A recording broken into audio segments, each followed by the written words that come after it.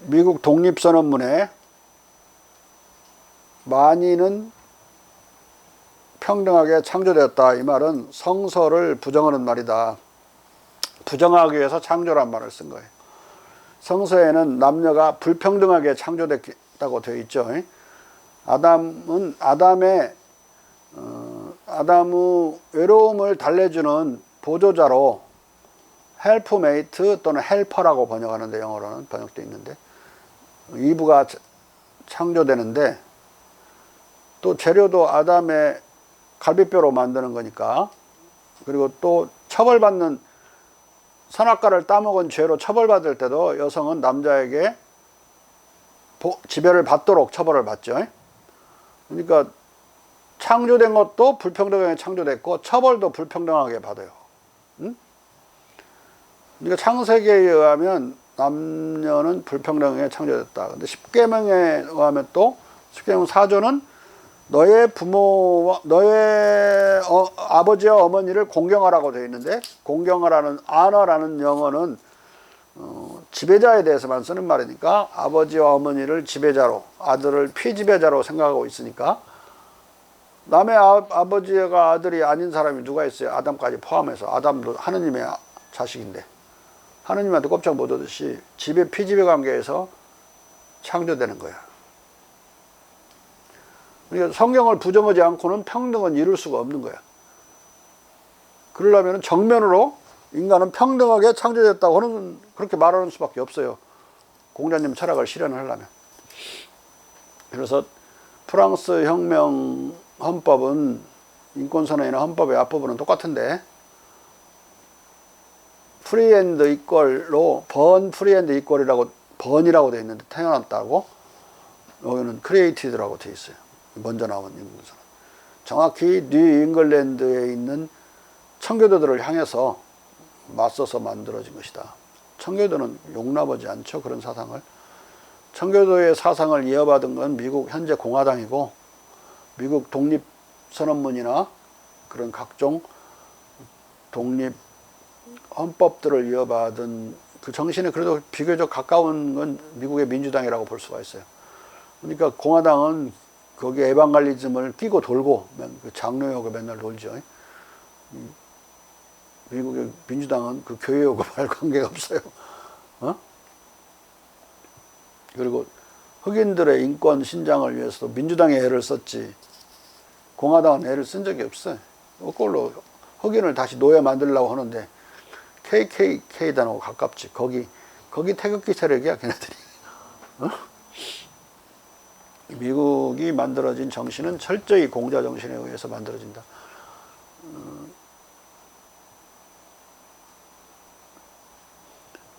벤저민 프랭클린하고 토마스 제퍼슨이 독립선언문을 쓰고 벤저민 프랭클린이 손질을 했는데, 그 두 사람은 다 전혀 청교도도 아니었을 뿐더러 기독교적인 종교 어느 종파에도 속하지 않았고 종교를 갖지 않았다. 그들이 애독했던 것은 공자 사적밖에 없어요. 근데 그런 걸 아는 사람이 몇 명이나 있나?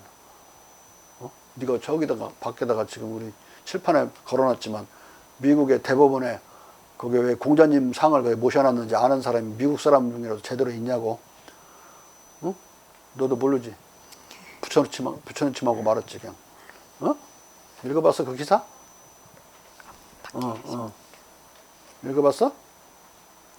안 읽어봤지? 아무 관심이 없어요. 자, 여기 읽어봐. 읽어봐. 루기리가 유럽으로 떠난 뒤 마테오 리치는 루기리의 최초 작업을 토대로 번역 작업을 계속했다. 이것은 두 가지 이유가 있었다. 첫째, 마테오 리치는 새로 도착한 예수회 신부 피에트리스에게 중국어를 가르치면서 사설을 한문학습 교과서로 활용했다. 둘째, 마테오 리치는 발리냐노 신부로부터 새로운 교리 문답을 준비하라는 훈령을 받았다. 마테오 리치는 사서 인용문을 이 교리 문답집에 삽입하기 전에 사서의 의미를 확실히 하고 신학적 오류를 끌어들이는 것을 피하기 위해 이 사설을 먼저 번역해야 한다고 느꼈다. 마테오 리치의 교리문답집은 먼저 중국어를 읽지 못하는 상급자들에 의해 읽혀야 했다. 따라서 교리문답집의 라틴어 번역본이 마련되어야 했다. 사설을 이해하려는 마테오 리치의 노력은 교리문답집 천주시리에 삽입된 중국어 인용문들에서 명백히 드러난다. 천주시리가 1603년에 나왔으니까 대단히 일찍 나왔죠. 대단히 일찍 나왔습니다. 벌써 최재우가 이걸 보게 됐을 때는 1860년경이란 말이야. 그러니까 250년 뒤에 보게 된 거야. 자, 천주시리는 한문으로 돼 있어요. 한문으로. 천주시리는 대학에서 3번, 중용에서 7번, 논어에서 13번, 맹자에서 23번 인용한다. 사서의 중요성은 번역 원고에 몇 개의 주석을 달기도 한 첫 세대 중국 개종자들에 의해서도 충분히 증언되었다. 많은 예수의 그러니까 이 천주시리에서 지금 다 합치면 46개 정도 되는데 인용문을 공자경전에서 계속 46개를 인용하면은 중국 사람들이 이 천주시리를 읽을 때 대단히 유교적이네 이렇게 생각할 가능성이 크죠. 자, 많은 예수의 선교사들은 이후 마테오 리치의 번역을 사용했다. 이 원고는 오늘날 찾을 수 없지만 이것이 이후 출판된 사서 번역문 속으로 녹아든 것은 틀림없어 보인다. 1624년 디아스 신부 휘하의 중국 주재 예소회는 중국으로 오는 새로운 선교사들을 위해 야심찬 4년 학습 계획을 채택했다. 중국어와 중국 문학 교육은 본질적으로 사서와 서경에 기초했다. 마테오 리치의 번역들이 그 당시에는 만족스러웠던 것으로 추정된다. 근데 이게 사서와 서경을 중국어를 배우는 그 교과서로 쓴 것은 중국어 배우는 전술치고는 정말 최악의 전술이에요. 서경의 이 언어는 당시 전혀 중국에서 쓰지 않는 진짜 태고대적인 언어이고, 여기서 그래도 그들이 조금 언어에 도움이 됐던 것은 논어라고 봐야 돼요. 논어나 맹자. 나머지들은 또 오래된 것들이거든요. 그런데 공자 시대와 주희가 살았던 시대가 1000년 차이야. 또 주희에서 이들이 지금 활동하는 이 시대가 약 또 700년 차이라고. 그 사이에 보통 700년이면 뭐 언어는 거의 잘 변하지 않는 700년이면 문법도 변해요. 응?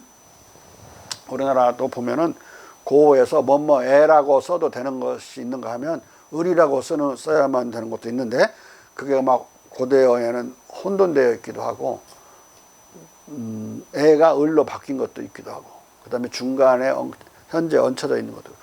너희들 무엇에 반대한다고 하는 게 맞아? 무엇을 반대한다고, 무엇을 반대한다고 하는 게 맞아? 두 개 다 맞아 지금은. 그러니까 애에서 을로 지금 바뀌고 있다고 봐야 돼요. 그런 식으로 문법이 바뀔 정도로 700년이면 긴 세월인데, 거의 1700년 전에 이 시대에 공자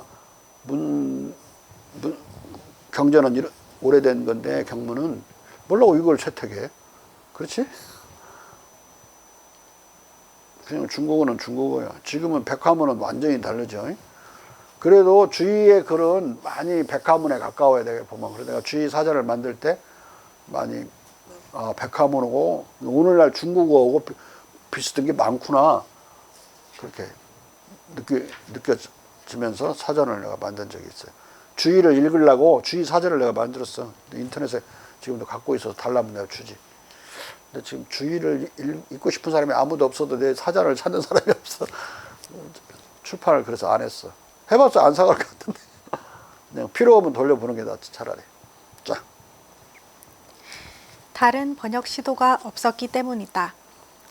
많은 해가 흐른 뒤에야 비로소 새로운 번역이 시작되었다. 그 당시 이그나티우스 다코스타는 사서의 한문 구절 다음에 라틴어 번역 텍스트를 옮겨 쓰고 이것을 학생들에게 가르쳤다. 첫째, 푸저우시에서 페라오 신부는 다코스타의 지도 아래 대학을 베꼈었다. 이 초발 작업은 1660년 10월에 끝났다. 그 다음 다코스타는 강서성의 건창부로 이동했고 그의 다른 제자 프로스페로 인토르케타가 그에게서 사서를 배우면서 논어 번역 편집을 계속했다. 다코스타와 인토르케타는 1662년 대학과 논어의 첫 5편 학 2에서 공야장까지를 번역으로 대역하고 라틴어로 대역하고 자신들이 지은 공자 전기를 추가한 원고를 완성했다.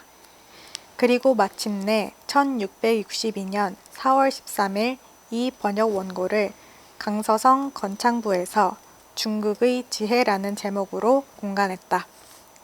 이 대학 논어 번역서는 먼저 한문 원문의 텍스트를 제시한 뒤 각 한자마다 알파벳 글자로 음역하고 다음 장의 지면에 한문 원문을 라틴어로 훈역했다. 공자 전기는 4쪽, 대학 완역문은 28쪽, 논어의 부분 번역은 76쪽에 달했다. 이 책은 5명의 예수회 선교사들에 의해 수정되고 르포르 신부에 의해 승인되었다. 이 책은 어려운 경로를 타고 강서성 건창부에서 영국으로 전해졌고 나다나엘 빈센트는 1685년 이 중국의 지혜를 바탕으로 대학의 첫 부분을 최초로 영역해 출판했다. 영역으로 나온 최초의 대학이야 이게. 응? 나다나엘 빈센트인데 나다나엘 빈센트는 조심해야 되는 게 동명이인이 하나 있어요. 나다나엘 빈센트는 성공회, 여기서 내가 말하는 성공회고 동명이인은 청교도. 그러니까 싸우지 둘이. 그 다음에 조심해야 되는 게 나다니엘이 있고 영어에 나다나엘이 있어. 두 개의 이름이 달라. 나다나엘은 나다니엘을 잘못 쓴 게 아니라고. 잘못 썼다고 지가 고쳐서 읽는 놈도 있어. 달라 두 개가. 나다니엘은 나다니엘이라고 읽고 나다나엘은 나다나엘이라고 읽어야 된다. 그 얘기 알았어? 두 번째 중국어 교육용 소책자는 인토르케타가 집필하고 17명의 다른 예수회 선교사들이 수정하고 비준한 뒤 1667년 7월 31일 중국 지역 대목 파체코 신부로부터 출판 허가를 얻은 중용의 라틴어 번역서 중국인들의 정치 도덕학이었다. 이 책은 중용의 완역판과 공자 평전의 확장 버전을 담고 있다. 이 책의 첫 반절은 1667년 중국 광주에서 출판되었고 나머지 반절은 2년 뒤인 1669년 인도 고아에서 출판되어 전자와 합본되었다. 이 책은 당시 왕들과 군주들의 모든 자문관이 정열적으로 구하고 싶었던 책이 되었다. 이게 소문으로 알려져요. 또는 편집글로 이게 출판됐다고. 그러니까 그 모든 왕과 그 중요한 참모들, 옆에 있는 사부들이 왕사들이죠. 얻으려고 그걸. 뭐가 도대체 공자님이 직접 사상을 알고 싶어갖고 뭐 이렇게 갈증을 일으키던 시대야. 자, 이 책은 1673년 중국인의 과학 또는 공자의 책으로 부력되어 출간되었는데 이것은 테브노의 유명한 여행기 신기하고 다양한 항해 이야기의 제4권의 한문 원문을 빼고 라틴어 불어 대역으로 실려 나온 것이다. 중국의 지혜와 중국인들의 정치 도덕학은 중국에 온 선교사들에게 중국어를 가르치기 위한 저술들이었다. 그럼에도 불구하고 이 두 책이 출판됨으로써 공자 경전의 일부, 대학, 중용과 논어 일부분이 유럽인들에게 읽을 수 있는 형태로 나타난 것이다. 아무튼 대학과 중형은 다 완역된 거지. 논어만 부분 번역이 된 거라고. 조금만 더 하면 사서가 다 완성될 수 있는 어떤 문턱까지 와 있는 거죠. 자. 이 두 책은 나중에 유럽에서 중국 철학자 공자를 출간하는데 훌륭한 밑거름이 되었다. 그러나 1670년대 그러니까 말까지 이런 연구들을 전부 서양인들만 했어요. 여기 달려있는 각주를 보세요. 한국 사람이나 중국 사람이 한 명도 없지? 응? 이런 연구를 여기서는 서양인들이 공자를 공부했을 거라는 건 상상도 않는 거예요. 그것도 기독교인들이 공부했을 거라는, 기독교 선교사들이잖아, 다. 또는 기독교적인 스콜라 철학자들이고, 기독교 신학을 하는 철학자들. 이것을 그래도 연구한 건 서양 사람들이 가늘게 계속 연구해 왔고, 오랜 세월에 걸쳐서, 그 오랜 세월을 구글이라는 그 새로운 기술을 이용해서 다 읽은 거예요. 어? 왜냐하면 지금 2000년 또는 1990년 이후의 책들은 내가 돈 주고 살 수 있지만 그보다 조금 오래되면 못 사요. 결국은 구글에서 찾아야 되는데 오래될수록 구글에서 찾기가 쉽고 원본으로 떠 있어요. 근데 이게 참 나를 어렵게 만든 1950년, 60년, 70년은 구글에도 없어. 그건 약간 어디 도서관에 있는 거 찾지 못하면 못 찾는 거야. 오랜 세월이 지나면 또 구글에 뜨겠지만은 애매한 시간대지 그게. 1980년에서도 절판되면 못 구하고 그건 구글이 이제 안 올리고 있어. 출판권 침해가 될 가능성이 있으니까 안 올리는 것 같더라고. 자. 그러나 1670년대 말까지도 공자의 어록인 논어는 완역되지 못하고 있었다. 논어는 1680년대에 가서야 처음 라틴어로 완역되었다. 그러나 그 이전에 네덜란드어 번역판이 1675년 나와 있었다. 이 번역판은 완역판이 아니었을지라도 논어 전체에서 덕성에 초점을 맞춰 덕성, 현명, 지혜, 수신과 관련된 구절들을 모두 발췌해 번역했기 때문에 논어 전체의 논지를 알 수 있게 해주는 최초의 번역서였다. 수신이라는 말을 수신이라고 자기를 갈고 닦음이라고 번역하기 어려우니까 여기 이제 독일 말 아니 네덜란드 말로 번역을 해놨는데 폴 맥크하이트 뭐 독일 말에 더 가까운데 영어로는 perfection 완벽화라는 자기의 완벽화. 근데 이때 리얼라이제이션이란 말이 없었는가 봐요. 셀프 리얼라이 자기 완성, 자기 실현이라는 말에 수신이 가깝거든요. 근데 또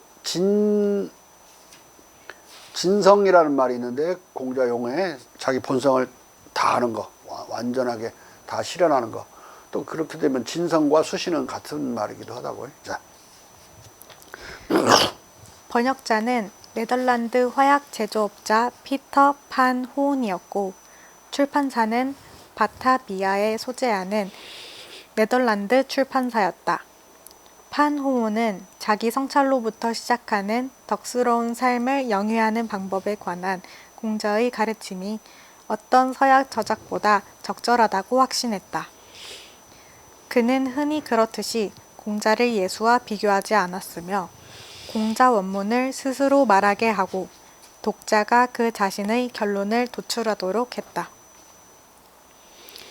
1687년 중국 철학자 공자의 출판. 역사적 배경, 전례 논쟁.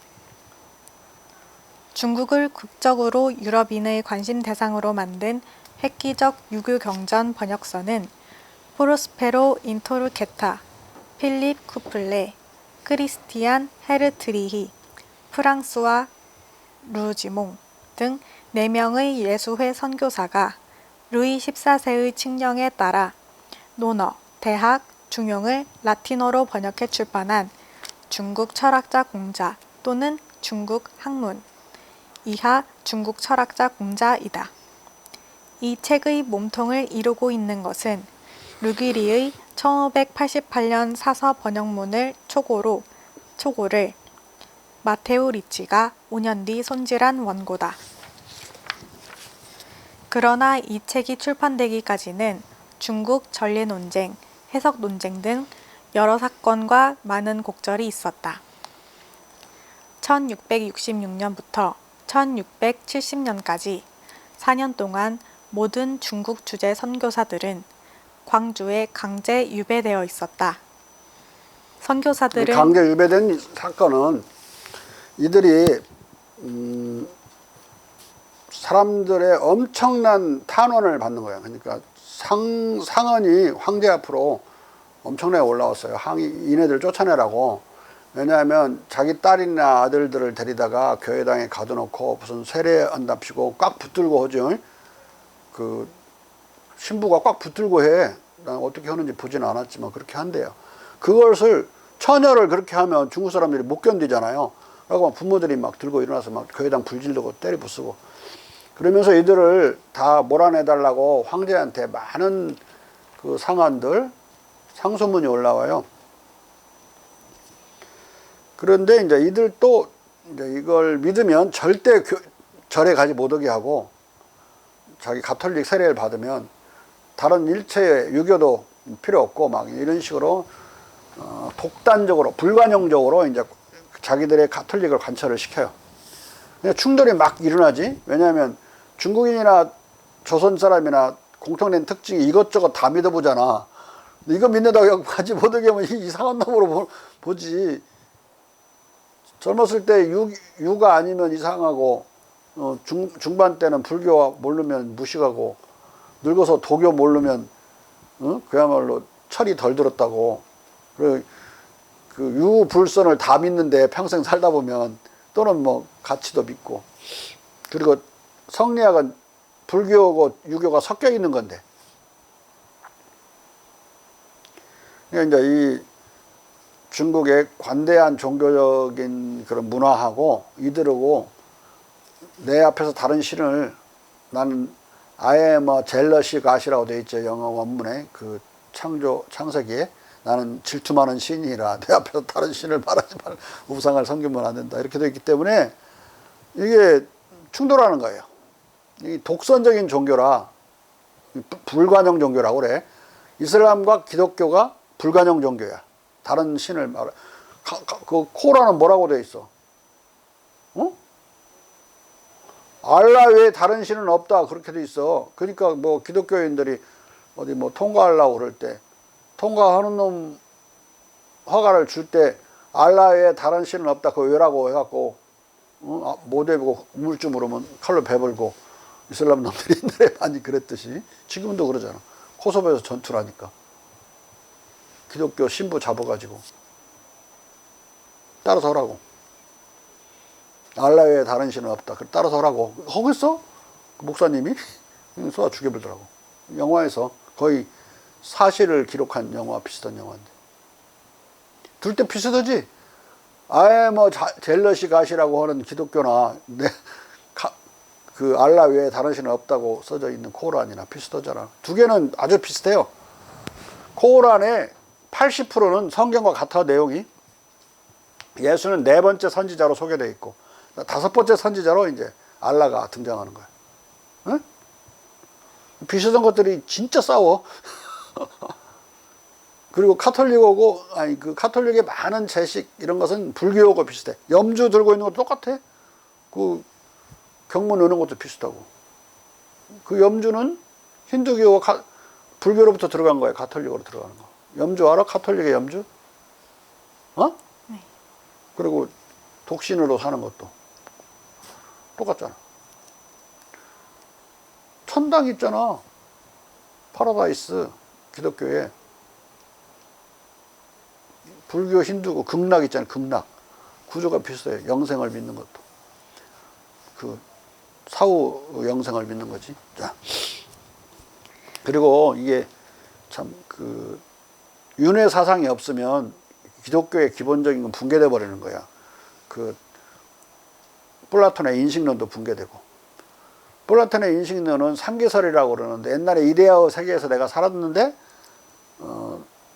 그 현생으로 태어날 때 그 네테어강, 망각어강 거기에 막 뛰어오다가 목말라서 망각어강에서 물 마셔갖고 다 잊어버려서 이데아를 다 잊어버려가지고 이 세계상에 태어나서 이런 경험적인 것들을 보면서야 옛날 이데아 것을 생각할 때 인식이 발생한다고 그래서 상기할 때 발생한다고 상기설이라고 그래.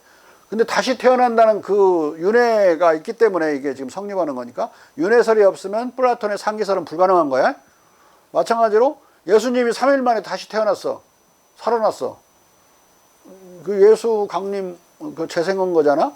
그건 3일 만에 다시 윤회로 태어나는 경우는 없지만 원래 윤회설에서는 그 윤회설을 받아들인 소크라테스 입장에서는 3,000년 만에 태어나는 자가 있어. 그게 철학자만 3,000년 만에 태어나고 웬만하니까 부지랭이들은 2만 년 만에 한번 다시 태어날까?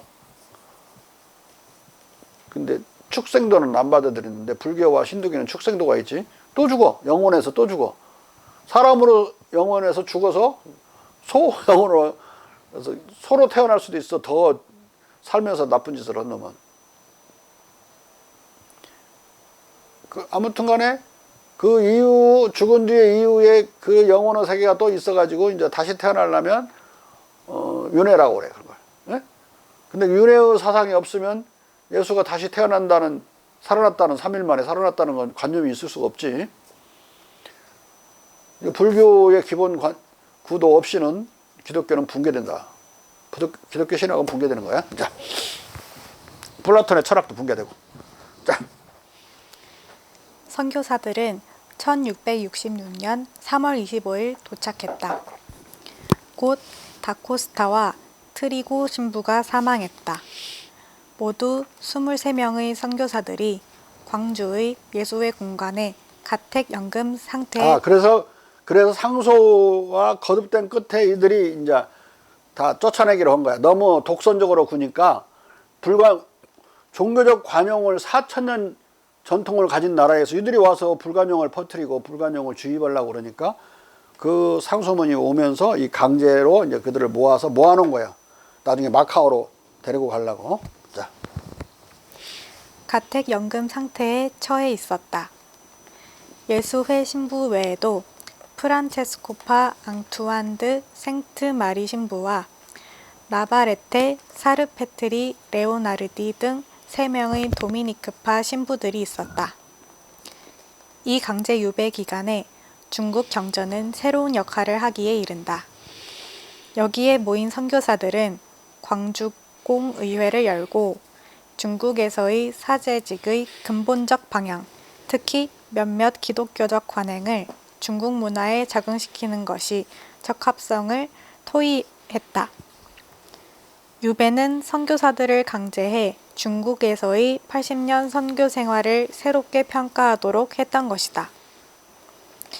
발리냐노 중국 주재 주교의 지도 아래 마테오 리치는 기독교를 유교에 적응시키는 이른바 적응주의를 중국을 복음화하는 최선의 방법으로 개발했다. 그는 원래 의 유교가 결코 기독교와 양립 불가한 것이 아니며 유교적 전례는 미신이 아니라고 주장했다. 따라서 가톨릭으로 개종한 중국인은 전통적 전례를, 즉 자기들의 조상, 황제, 공자에 대한 제사를 계속 행할 수 있었다. 예수회 신부들은 이러한 전례를 순수하게 시민적이라고 생각해서 이 전례들을 허용했다. 시민적이라고 생각했다는 것은 이런 제사, 예수님에 대한 석전대제, 예수님이 아니라 공자에 대한 석전대제, 또 뭐 제사 지내는 거 이런 것들을 다 기념식 정도, 추념식 정도로 생각해서 시민적이라고 생각한 거예요. 어떤 귀신을 모시는 게 아니라고 생각한 거죠. 그런데 우리가 제사를 지낼 때 귀신을 모신다고 생각하는 관념이 없지 않아 있죠. 그런데 또 자세히 보면 그 기념식적인 의미가 강해요. 그때 모여서 이제 그들의 살아생전, 그 조상들의 살아생전에 한 말이나 행동들에 대해서 이야기하고 웃고 그러잖아요. 뭐 그렇게까지 심각한가 제사 지낼 때? 그렇기 때문에 기념식의 의미가 추념식 의미가 강하죠. 그러니까 살아있었던 그 시절을 떠올리는 게 더 강하다 이 말이야. 죽은 사후에 그들이 어디 가서 잘 계시는 건지 나한테 복을 좀 주시오라고 하는 의미는 뭐 있는지 모르겠지만 절할 때는 절하고 나서나 절하기 전에는 아무 생각 없이 그냥 갔다가 마치 그 국가 헌충일 날 무슨 기념식단 꾸미듯이 꾸미고 있는 거죠. 그걸 먹을 것도 갖다 놓고 그래야 분위기가 나는 거니까. 영국 할 때 영국 소품 설비하고 뒤에 뭐 배경하고 뭐 그런 거나 비슷해. 그거 하지 말고 그냥 연극 해라. 그러면 연극 되나? 뭔가 만들어야지 연극이 되는 거지. 마찬가지로 그러한 기념식전에 연출을 하고 있는 거라고. 응? 하나의 연극이지. 그런 의미로 해석을 한 거예요. 그렇게 해석하면 이게 기독교의 예배하고 충돌이 안 되는 거지. 이게 적응주의적 해석 방법이야. 근데 이제 로마 교황청은 용납지 않아요. 근데 더 웃기는 건 귀신을 모시는 거니까 잡신을 모시는 행위이다 이거야. 근데 공자는 무신론자래. 그러니까 유교고 카톨릭, 기독교는 공통된 게 없다. 유신론과 무신론은 공통된 것이 없듯이 공자와 성리학자만 유신론자가 아니라 이 적응주의자들은 성리학자들은 무신론자인데 공자는 유신론자라고 해석했어요. 근데 둘 다 무신론자라고 본 건 이 프란체스코와 도미니코파 이런 놈들이 이제 그 로마 교황청을 장악하고 있었으니까 공자는 무신론자고 맹자도 무신론자고 성리학자도 무신론자인데 제사는 잡신을 모시는 거야. 유신이지? 유신론이잖아. 그러니까 나중에 볼테르가 이 앞뒤가 안 맞는 무식한 놈들이 공자는 무신론자로 만들어 놓고 공자가 지내는 제사는 유신론 행위라고 잡신을 모시는 앞뒤가 안 맞는 판결을 내렸대. 그렇게 비판을 해요.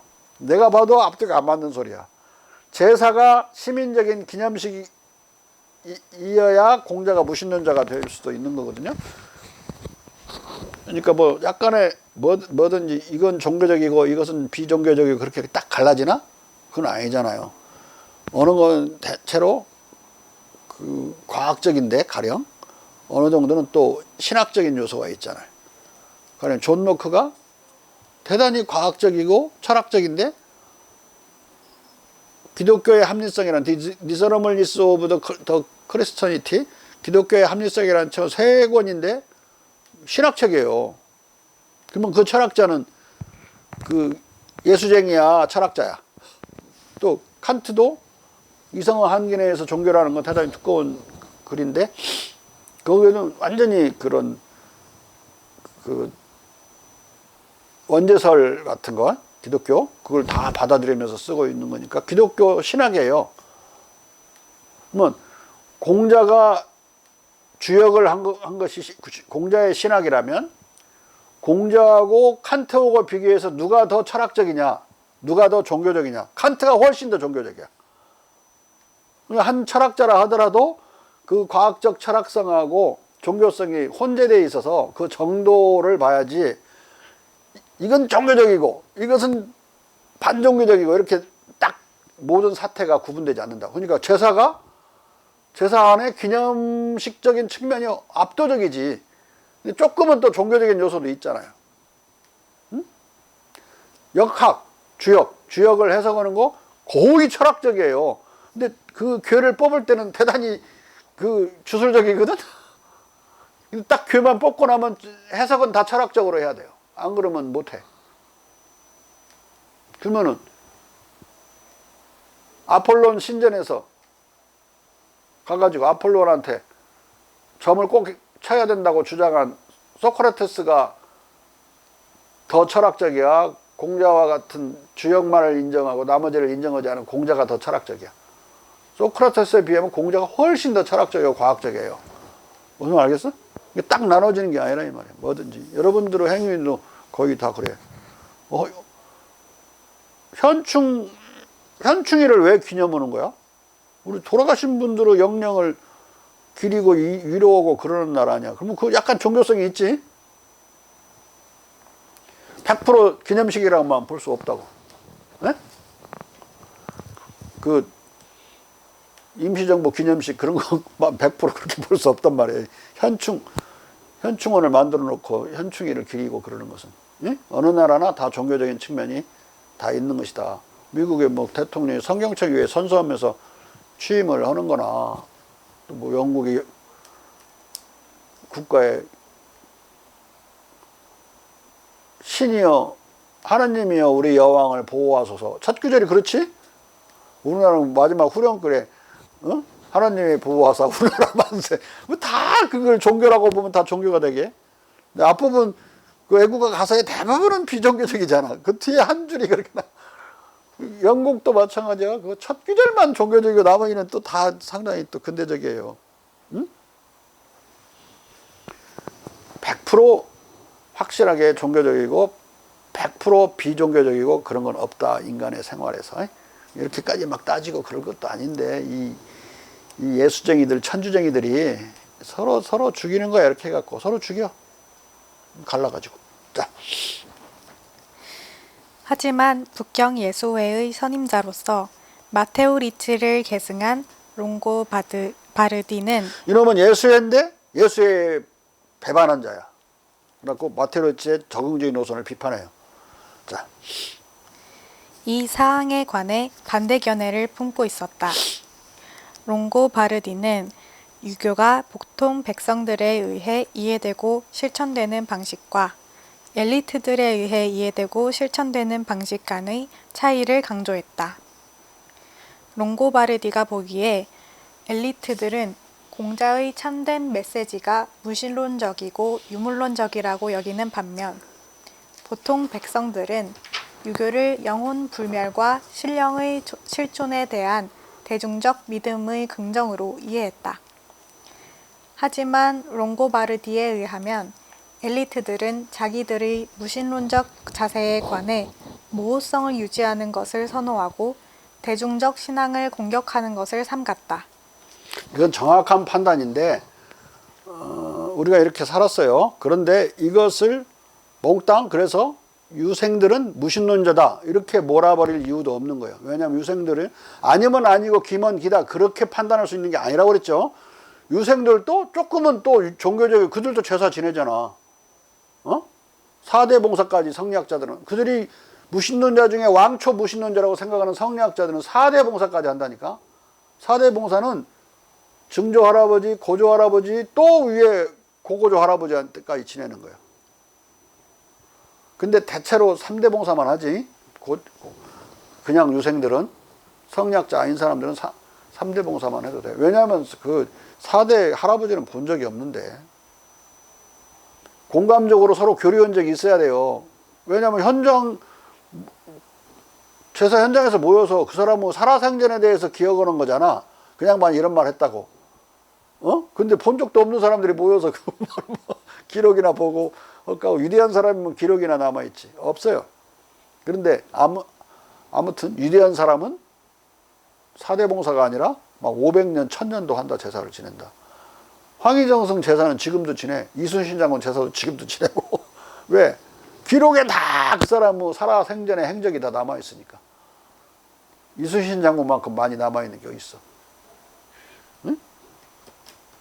난중일기. 그 사라지지 않고 정조가 출판해가지고 다 남아있지. 국가 사업으로 출판을 했으니 얼마나 많이 남아있어. 황희정성에 관한 기록은 조선 왕조 실록에 엄청 많이 남아있지. 실록에. 그러니까 뭐 기억으로 해결할 문제가 아니야. 이건 기록으로 있으니까. 그러니까 그런 위인들은 오랫동안 제사를 지내고 그냥 보통 그 사람들은 3대 봉사까지만 하면 되는 거야. 동네에서 유명한 사람들에 지나지 않는다. 동네에서 무명할 수도 있고 동네에서 욕먹었을 수도 있고. 자. 1623년 또는 1624년에 롱고바르디는 유교를 유물론적, 무신론적 독트린으로 제시한 텍스트를 집필했다. 이렇게 할 일이 아니에요. 괜히 쌈 붙이는 거라고 이렇게 해서. 또 자기가 속한 예수회를 배반하는 행위고. 이게 가장 골치 아픈 사람이야. 이 롱고바르디가 내가 보면. 자. 그의 목표는 정확하게 유교 엘리트의 감춰진 무신론을 폭로하는 것이었다. 롱고바르디는 1627년 상해의 가정지구에서 열린 공의회에서 그의 논변을 제기할 기회를 가졌다. 감찰신부 팔메이로는 마테오 리치의 정책이 계속되어야 한다고 결정했을지라도 롱고바르디의 요청에 굴복해서 상제의 사용을 금하고 하느님의 뜻으로 천주의 배타적 사용을 훈령했다. 중국에서는 전체적으로 황천상제 또는 상제란 말을 써요. 하느님이라는 뜻으로. 근데 천주라는 건 마테오 리치가 천주시리에서 만든 개념이라고 그랬죠. 이게 앞으로는 천주란 말만 써라 라고 강조하는 거예요. 상제도 써도 되고 천주도 써도 되고 그러는 게 아니라 여기서부터 이제 갈등이 빚어지는 거야. 중국 문화와 가톨릭 간의 갈등이. 자. 또한 팔메이로는 분란을 종식시키기 위해 롱고바르디 보고서의 모든 사본의 파괴를 명했다. 하지만 이 보고서는 파기되지 않았고 광주공의회에 다시 나타났다. 그러니까 약 40년 뒤에 없어지지 않고 다시 나타나서 야 봐라 너희들 예수에 있는 롱고바르디도 똑같은 우리와 똑같은 생각을 한 거잖아. 도미니크 파와 프란체스코가 막 이렇게 주장을 하는 거야. 상당히 곤란하게 만드는 거지 예수의 그 대표자들을. 자. 그리고 상제라는 명칭에 대한 사용금지 명령도 유효하지 않았다. 상제 명칭을 사용하는 마테오 리치의 서적들은 중국인들에 대한 그 서적들의 위신 때문에 수정하지 말아야 한다고 합의되었기 때문이다. 그리고 인토르케타와 쿠플레는 상제를 오히려 천주보다 나은 선택으로 보고 상제를 사용할 것을 여전히 옹호했다. 도미니크파와 프란체스코파 선교사들이 중국에 나타나자 선교 정책의 전반적 일치성은 다시 깨지고 전례 논쟁이 개시되었다. 프란체스코파 전례라는 것은 제사 지내는 거, 그다음에 공전에 대해서 석전대제 지내는 거, 이거 다 합쳐 전례라고 하는 거야. 이 전례가 귀신을 받드는 거냐, 시민 기념식이냐 이거 갖고. 자. 프란체스코파 앙투안 드 생트마리 신부가 중국에 온 지 2년 뒤인 1636년간에 그는 그의 관할구역 내의 가톨릭 교회에 대해 유교적 전례를 행하는 것을 금했다. 이로 인해 논란은 더 가열되면서 유럽으로 제사를 지내지 못하게 한 거예요. 가톨릭 믿는 신자들한테. 그러면 이제 거기서는 칼부림 날 수가 있죠. 이로 인해 논란은 더 가열되면서 유럽으로까지 자, 지금 어떻게 되어 있지? 가톨릭이 제사를 지내나 안 지내나? 우리 가톨릭 신자들한테. 응? 가톨릭 신도가 제사 지내 안 지내? 지내지? 그럼 어떻게 된 거야 지금 우리나라에서 이건? 거의 적응주의를 따르고 있는 거지. 그 다음에 장로교, 대장로교들 큰 종교들이 제사 지내나 안 지내나? 다 지내. 오래되고 또 큰 종교들은 개신교라도 다 제사를 지낸다. 찬송가 불러 모여서. 근데 약간 사이비에 가깝고 신흥 종교 이것들은 다 제사에 대해서 적대적이야. 어? 그러니까 제사 지내기 싫은 그 며느리들 있지, 그것들이 많이 믿어. 제사가 얼마나 힘들다고. 말도 안 돼, 그건. 독일서 내가 사는데 말이야. 걔네들은 그렇게 그 묘지가 멀지 않아요. 일주일에 한 번씩 가. 그 묘지에. 근데 어떤 놈은 일주일에 2번 가버렸는데 슬픔아. 20년간 계속 그렇게 가요. 근데 우리는 1년에 한 번 아니면 2번 묘지에 가지. 근데 그것도 1년에 한 번 제사 지내는데 안 지내려고 하는 거잖아. 내가 보면 한국 놈들이 훨씬 더 호로 자식들이라고. 그놈들이 훨씬 더, 서양 놈들이 더 예의 서방지국이야, 예의 서방지국. 서양을 자세히 몰라서 그러는 거라고, 그게. 제사를 꼭 지내는 형식만 자기 조상이나 부모나 조상에 대해서 받드는 게 아니거든, 죽은 뒤에도. 훨씬 더 그들이 그 추념이 더 강하고, 빈번하고. 한국은 거의 있다시피 1년에 한 번 제사상 차리는 것도 그 지랄을 떨어댄다고. 비교 문화, 컴파라티브 컬처 시어리를 해봐야만 한국에서 주장하는 그런 이야기들이 왜 말도 안 되는 것인지를 알 수가 있어요. 어? 너 시집가서 너 제사 안 지내려고 막 이상한 신흥 종교 믿고 그러지 마. 어?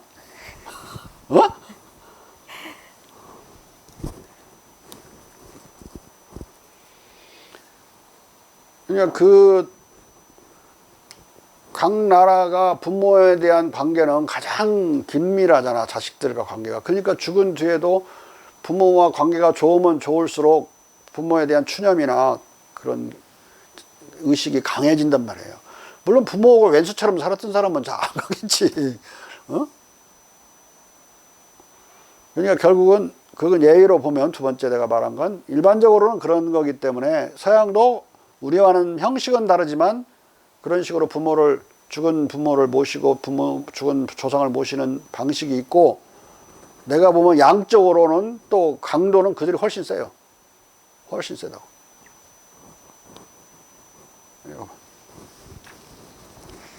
유럽으로까지 전해졌다. 1645년 교황 이노센트 10세는 중국 전례를 비난하는 교령을 내렸다. 하지만 1656년 마르티노 마르티니가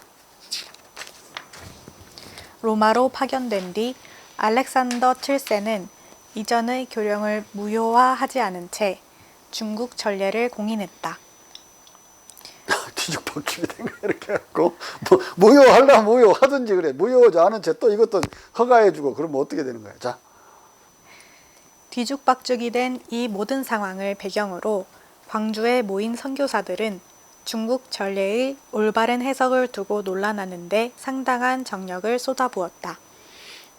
그들은 1667년 12월 18일부터 광주공의회로 불린 공식 회의를 소집하고 1668년 1월 26일까지의 40일간 논쟁을 계속했다. 중국 전례의 반대자들 중에는 30년 이상의 경험을 가진 선교 베테랑 생트마리 신부가 끼어 있었다. 이 생트마리 신부 이놈이 아주 나쁜 놈이에요. 대단히 반중국적이고 반공자적인 측면이 있어가지고 나중에 이 자료를 모아 와가지고 이제 서양에 돌아와서 랑브랑시라고 하는 다른 철학자한테 반박하는 적응주의 노선이나 이 성리학 또는 유학을 반박하는 책을 써달라고 그래. 에? 끝까지 몰고 늘어지면서 이들이 이겨 나중에. 그리고 로마 교황청의 결정이 이들에게 유리하게 나면서 중국 선교는 끝장이 나지. 왜냐하면 옹정제가 그걸 알고 편지를 보내거든. 우리의 재례는 이렇고 저렇고라고.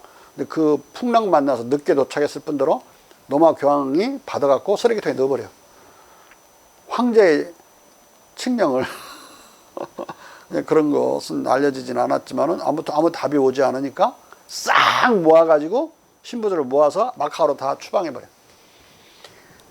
조건, 마테오 리치의 적응주의 노선을, 선교 노선을 따르는 신부들만 중국에서 남는다. 이렇게. 옹정제의 칙령은 그렇게 됐어요. 나머지는 다 이제 모아서 막 밥도 먹이고 옷도 주고 그러면서 살살살 달려서 다 데리고 가서 마카오로 보냈어요.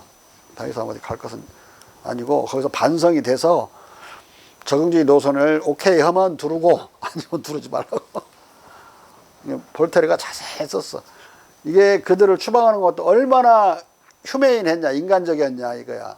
유럽에서는 다 죽여버리는데 서로 조금 날려도 죽이는데 엄청나게 관용적으로 너희들이 불관용적이니까 탄압받았다 이거야. 4000년 관용 전통을 너희들은 깨려고 그랬다. 그러니까 그 쫓아낸 추방 사건도 볼테르는 너희들의 작업자득으로 해석해. 너희들이 거기 선교사로 갈 일도 아니고 거꾸로 중국에서 우리가 선교사를 받아들여야 될 입장에 무슨 이렇게 쌍놈 문화에서 무슨 그들을 선교한다고 가냐. 그런 말도 써놓고. 자. 그리고 예수회의 공자 경전 해석에 대한 체계적 공격을 개시하게 될 스페인 도미니크파 탁발승 나바레테도 끼어 있었다. 이놈도 아주 나쁜 놈이야. 하지만 반대로 도미니크파 사르페트리 신부는 예수회 쪽으로 기울었다. 사르페트리는 광주공의회 전에도 마테오 리치의 천주시르를 지지한다는 글을 썼다. 그러나 예수회 안에서도 분열이 나타났다. 구베아 신부는 나바레테에게 그의 동료들이 공자를 예언자로 만든다고 불평했다.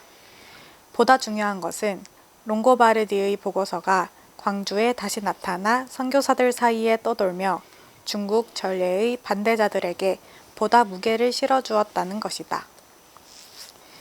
공의의 끝 무렵에 주로 가톨릭 전례를 다루는 42개 항의 문서가 표결에 붙여져 다수결로 채택되었다. 이 문서의 41항만이 공자에 대한 제사, 석전대제를 취급했다.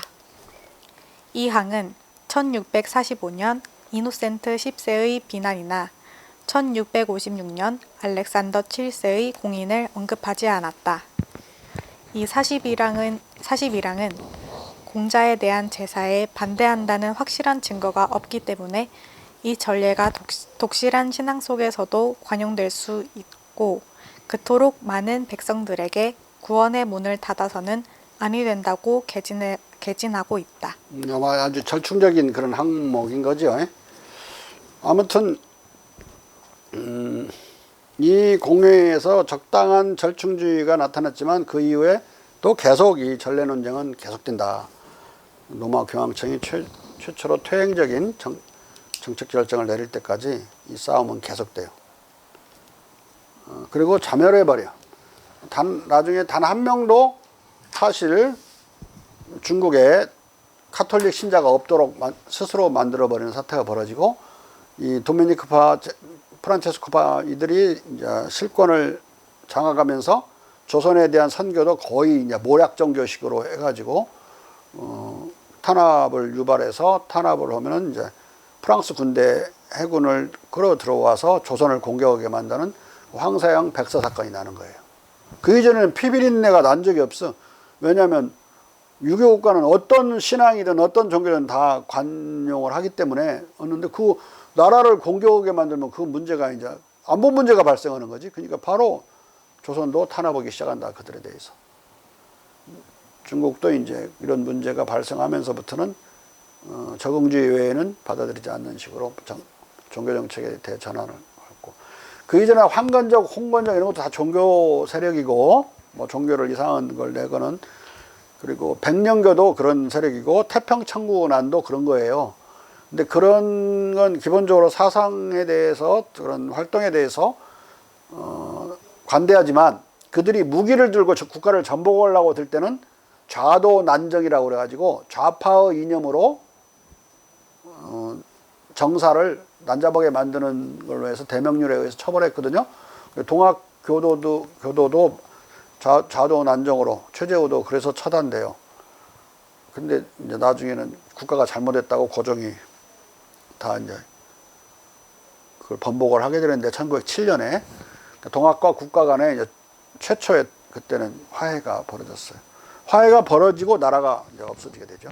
근데 이제 3.1운동은 다 동학교도가 했으니까 뭐 다시 동학교도의 공식적인 존재가 중요한 역할을 하게 되죠. 동학이 없었으면 3.1운동은 불가능해. 일시에 어떻게 3월 1일 날 정오에 대한독립만세를 외치나. 전국 조직이 있어야 되잖아. 전국 조직은 당시에 왜냐하면 10만 밖에 카톨릭과 기독교는 합쳐서 10만 밖에 안 되고 600만이나 되는 동학은 전국 조직을 가지고 있었어요. 기독교는 전국 조직이 없었고 띄엄띄엄 교회가 있는 거지. 전국 조직은 오로지 유일하게 동학 조직만 있었다. 그래서 일시에 그렇게 할 수 있었고 동학만 돈을 가지고 있었어요. 돈이 있어야 운동을 하지. 찍어내야 되는데 종이도 사고 막 그래. 독립선언문 찍어내야 돼. 근데 출판사가 있어야 되는데 어디서 일본 놈들이 찍어주나? 아니지. 이게 전부 그 중앙고보에서 찍는 중앙고보가 천도교 거란 말이야. 동학 거. 그렇게 해서 다 가능했던 거예요. 기독교인들도 역할을 했지만 그건 미미했고 돈에서부터 지도자들까지 15명이 동학교도고 33인 중에 16명이 기독교인이고 이름만 올려놓은 거지. 2명이 이제 한명호라고 한 분에서 불교 2명. 유교가 하나도 없어요. 성리학자들이 다 친일파 돼갖고. 오늘 여기까지.